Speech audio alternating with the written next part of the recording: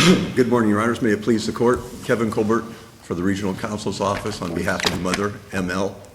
We're here on an appeal of a termination of supervision in a case that's somewhat convoluted.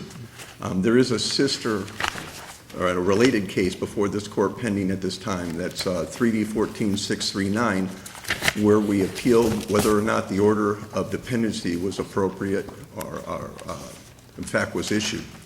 In this particular instance, we're arguing that the court did not have jurisdiction to terminate supervision over this over the child HLC because the court did not have jurisdiction because it did not have an order of dependency before it. The department is arguing because there was no order of dependency, then there was nothing to terminate? Well, if I could, Your Honor, the child was born in July of 2012. The case came in July of 2013. The next month, they filed a dependency petition. 3 months later, they filed an expedited termination of parental rights. It went to trial on the expedited termination of parental rights in January of this year. As to both children, right? As to both children, correct. But we're only here as to HCL at this point. There is another appeal as to the other child's termination of supervision, but it's not before this court yet. That's the 639 or whatever the other name is, the number that you just said? There's actually three related cases here. 3D14-639 is the order of dependency. We appealed that. This case, 942, and I apologize, I don't recall the number of the other one, but it's a later case. The brief hasn't even been filed yet. And that was as a termination as to the child NML. Or NLM. But going back to the court's point. That appeal is from what? Sir? That third appeal is from what? From the termination as to the other child. Mm-hmm. The second appeal, 14-639, is appealing the order of the guardian's motion to correct a clerical error. Am I correct? That was 639, correct. Right. And the other one what happened was I understand that. What's the other one? The third one is as to there's two children. Yes. Today we're before you on HLC, the termination of supervision as to that child. Later, NLM was terminated in the termination of supervision, and we've also appealed from that for the same reasons that we're appealing. In other words, it's the same order, but as to the one here the one before us pertains to HCL, right? Correct. And then later, you're saying there's the same order terminating supervision as to NLM that is here in the courthouse? at a later date, yes. But it's not the same issues, am I correct? It's the same issue, but at a later date. At a later date. Well, actually, it's a somewhat different issue because the children are in a different posture. Right. Going back to Judge Shepard's question, though, this case went to TPR trial in January. And after the case in chief, the mother moved for a judgment of dismissal, which was granted by the court. The court, if you look at the transcript, was somewhat upset, got off the bench without making a ruling. Under 39809, when there's a TPR trial, the trial court has three options, either to grant the TPR or to deny the TPR, at which case it can either find an adjudication of dependency or re-adjudicate the child dependent, or it can just outright dismiss the petition and give the child back to the parent. In this case, the trial court did none of the three. She did say, as she was leaving the bench, now I have to give this mother a case plan, which to me would indicate that she's going to give her a reunification case plan under that particular option. Under re-adjudication? No, actually, this child was never adjudicated, so it would have been an initial adjudication. Now, the state argues that under 39521-3B, that the trial court was proper in terminating supervision as to this child and leaving the child with a quote-unquote non-offending father. Was there a written order with respect to the dismissal of the termination? No, Your Honor. There's been no written order, which is required under 39806. Dismissing the TPR as to both. There's no written order dismissing the TPR as to both. Correct. Period. That's correct. So what we're left with... An order was entered modifying that oral order to state that she just overlooked stating that there should have been a dependency, right? She does say in a later hearing, yes, that she And made a there is a mistake. written order on that. No, that's what we appealed in 639, Your Honor. That order, Understand, but there is a written order. There's a written order modifying an oral decision. if I could, Your Honor, she never made an oral pronouncement. Didn't she say she was dismissing the TPR for insufficiency of evidence? Correct. That That's part an is oral- correct. But That's an then- oral pronouncement. Okay, I stand corrected. However, at the same time, the court is required under 39809 to then say, I'm either adjudicating or re-adjudicating this child dependent, and we're going to give the parent a case plan, or And alternatively. all of that by statute, you say, has to be put in writing. Correct. Well, there, not only that, but there should have been an oral pronouncement at the time, but yes, I it has to be in understand, but- writing. But the statute, what's the statute that says that both of them would have to be put in writing?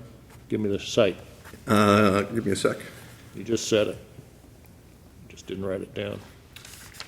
39809.5 809. requires a written order in determination. What happened after, I'm sorry, go ahead, Judge.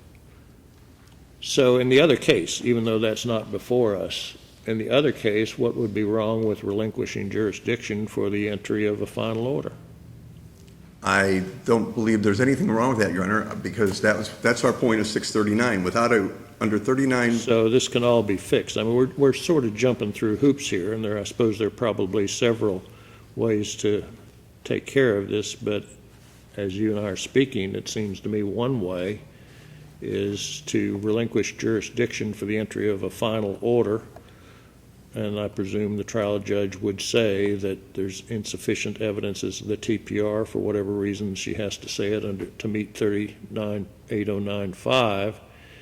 And at the same time, since that case is not concluded in a written order, she could say that I'm adjudicating these two dependent, and that, if that order then was filed here, it would seem to me that the order before us today could be affirmed, don't you think?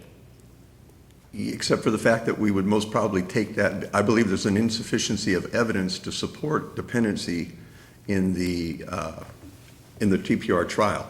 Right, but we'd move it along. I mean, you may then appeal that point in the other case, but we would at least move it along. And if that order were entered, unless you were able to obtain a stay of the termination of supervision, there would be a termination, correct? Correct. Is my logic That correct? would be, That's one way of handling this, right? Well, but I believe that would, but one of the arguments I make here is that the termination of supervision is premature for that very reason, that the court had not entered an order of dependency, so I believe. I understand that. I mean, from what I read from the record, the trial judge believed, and there's an order where she says so, she believes she made a mistake by not so stating on the record, and she tried to fix it by that order. That order is up here now. There may or may not be jurisdiction over that order, but I won't repeat myself, but it seems to me that may be one way to handle it.